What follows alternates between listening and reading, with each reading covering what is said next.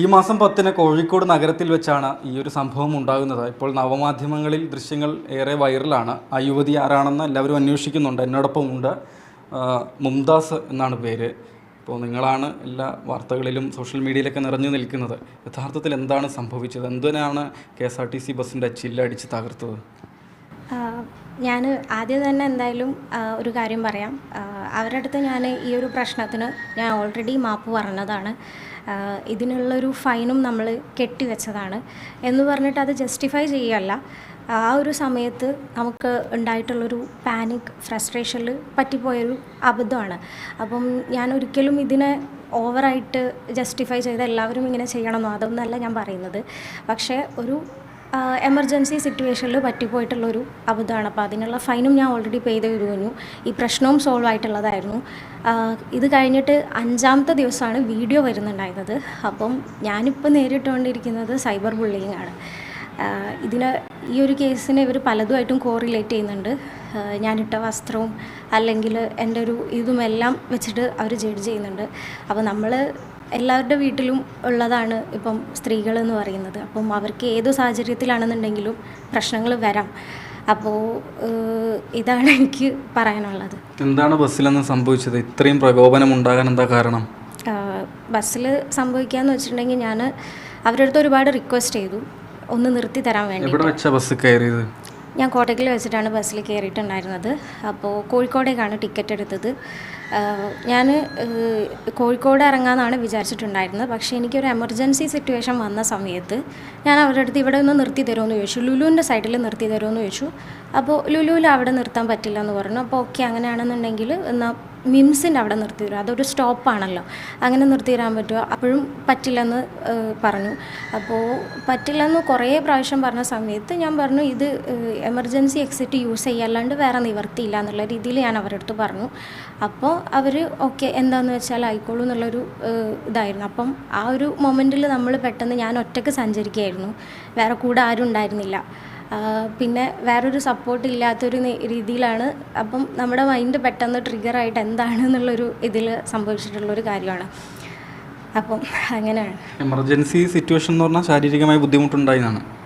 അതായത് ഞാൻ ടോയ്ലറ്റ് പോകാനുള്ള എമർജൻസി. അപ്പോൾ ഇതിന് ഒരുപാട് ബാഡായിട്ടുള്ള കമൻസ് വന്നിട്ടുണ്ട്. വളരെ ബാഡായിട്ടുള്ള കമൻസാണ് വന്നിട്ടുള്ളത്. പക്ഷേ പ്രശ്നമല്ല, കാരണം ഇപ്പം എന്തായാലും എല്ലാ ആൾക്കാർക്കും എന്തെങ്കിലുമൊക്കെ കിട്ടിയാൽ മതിയായിരിക്കും. ഓരോരുത്തരെ നമ്മൾ സിറ്റുവേഷൻ പോലും മനസ്സിലാക്കാണ്ട് പലതും പറയാൻ അവർക്ക് കിട്ടിയാൽ മതിയായിരിക്കും. അപ്പം ഞാൻ ആ ഒരു സിറ്റുവേഷൻ ഞാൻ അവരുടെ അടുത്ത് പറഞ്ഞിട്ടില്ല. എനിക്ക് എമർജൻസി ആയിട്ടൊന്ന് ഇറങ്ങണമെന്നാണ് ഞാൻ അവരുടെ അടുത്ത് പറഞ്ഞിട്ടുണ്ടായിരുന്നത്. അപ്പോൾ അതാണ് ഉണ്ടായിട്ടുള്ളത്. പിന്നീട് ബസ്സിൽ തന്നെയുള്ള ഹാമർ എടുത്തിട്ട് ചില്ലടിച്ച് തകർക്കാം എന്ന് തോന്നാൻ എന്താ കാരണം? അത് അങ്ങനെ ഫ്രീ ആയിട്ട് ഇങ്ങനെ വിചാരിച്ച് വന്നിട്ടുള്ളൊരു കാര്യമല്ല. ആ ഒരു മൊമെൻറ്റിൽ സംഭവിച്ചു പോയിട്ടുള്ളതാണ്. ഒരിക്കലും ഓക്കെ എന്നത് പൊട്ടിക്കുക എന്ന് പറഞ്ഞാൽ അങ്ങനെ പെട്ടെന്നുണ്ടായതല്ല. എമർജൻസി ഡോർ തുറന്നിട്ട് പുറത്തേക്ക് പോകാനാണോ ഉദ്ദേശിച്ചത്? അങ്ങനെയാണ് ആ ഒരു മൊമെൻറ്റിൽ എന്താണ് നമ്മൾക്ക് ചെയ്യാന്നുള്ളൊരു പെട്ടെന്ന് ഐഡിയ കിട്ടാത്തതുകൊണ്ടാണ് ആ ഒരു രീതിയിൽ അങ്ങനെ ചെയ്തു പോയിട്ടുണ്ടായിരുന്നത്. എന്നിട്ടും ബസ് അവിടെ നിർത്തിയില്ല? ഇല്ല, നേരെ ടെർമിനലിലേക്കാണ് പോയതല്ലേ? KSRTC സ്റ്റാൻഡിലോട്ടാണ് പോയിട്ടുണ്ടായിരുന്നത്. അപ്പം അവിടെ വെച്ചിട്ട് പോലീസ് വന്നു. പോലീസിൻ്റെ അടുത്ത് ഞാൻ കാര്യങ്ങൾ എക്സ്പ്ലെയിൻ ചെയ്തു. അപ്പം പിന്നെ അവർ നടക്കാവ് സ്റ്റേഷനിലോട്ടേക്ക് പോയി, വീണ്ടും അത് മെഡിക്കൽ കോളേജ് സ്റ്റേഷനിലോട്ടേക്ക് പോയി. അവിടെ നിന്നാണ് നമ്മളിത് ഫൈനെല്ലാം അടച്ചിട്ടുണ്ടായിരുന്നത്. എത്ര രൂപ അടച്ചു? 28,000 രൂപ. 28,000 രൂപ അടച്ചിട്ടുണ്ട്. അതായത് ഈ ഗ്ലാസിൻ്റെ പൈസയും ഗ്ലാസ് തകർത്തതിൻ്റെയും ഇപ്പോൾ ഈ ബസ് കട്ടപ്പനയിൽ നിന്ന് മാനന്തവാടിയിലേക്ക് പോകുന്നതാണ്. തുടർ ട്രിപ്പും മുടങ്ങി. അതെ. അപ്പം അതിൻ്റെ രണ്ടിൻ്റെയും ഫെയർ ആയിട്ടുള്ള എമൗണ്ട് നമ്മൾ പേ ഓൾറെഡി ചെയ്ത് കഴിഞ്ഞു.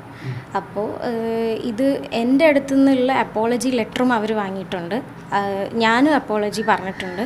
ഇവിടെ മെഡിക്കൽ കോളേജ് സ്റ്റേഷനിൽ വെച്ചാണോ ഈ പ്രശ്നം പരിഹരിച്ചത്? അതെ. അപ്പം എൻ്റെ സൈഡിൽ നിന്നുള്ള കംപ്ലീറ്റ്ലി അപ്പോളജി ഞാൻ ഓൾറെഡി പറഞ്ഞു കഴിഞ്ഞതുമാണ്. അതായത് ഞാൻ മാപ്പ് പറഞ്ഞ് അവരുടെ അടുത്ത് ആ ലെറ്റർ ഞാൻ ഒഫീഷ്യലി ആയിട്ടും അൺഒഫീഷ്യലി ആയിട്ടും എഴുതി കൊടുത്തതാണ്. അപ്പം എഴുതി കൊടുത്തതിൻ്റെ ശേഷം എൻ്റെ കയ്യിൽ നിന്നുള്ള എല്ലാ എവിഡൻസും അവർ തന്നെ നമ്മളെടുത്തു നിന്ന് അത് ഒഴിവാക്കിയതുമാണ്. അപ്പോൾ അതിൻ്റെ ശേഷം ഇതുപോലൊരു സൈബർ ബുള്ളിങ് അറ്റാക്കിൻ്റെ ആവശ്യം വരുന്നുണ്ടോ എന്നുള്ളത് എനിക്കറിയില്ല. ആരെങ്കിലും ഒരു അപകടത്തിൽ പെടുന്ന സമയത്ത് അവരുടെ അടുത്ത് ഇങ്ങനെയാണോ എല്ലാവരും ട്രീറ്റ് ചെയ്യേണ്ടത് എന്നുള്ളതും എനിക്കറിയില്ല. ഈ പ്രശ്നം സ്റ്റേഷനിൽ വെച്ച് തന്നെ പരിഹരിക്കുന്ന സമയത്ത് ആരൊക്കെ ഉണ്ടായിരുന്നു? എൻ്റെ ബ്രദേഴ്സാണ് ഉണ്ടായിരുന്നത്, പിന്നെ ഞാനുമാണ് ഉണ്ടായിരുന്നത്. KSRTCൻ്റെ സൈഡിൽ നിന്ന് ഡ്രൈവേഴ്സും ഡ്രൈവറും കണ്ടക്ടറും പിന്നെ അവരുടെ ഡിപ്പാർട്ട്മെൻറ്റിലുള്ള 3 പേരുമാണ് ഉണ്ടായിരുന്നത്.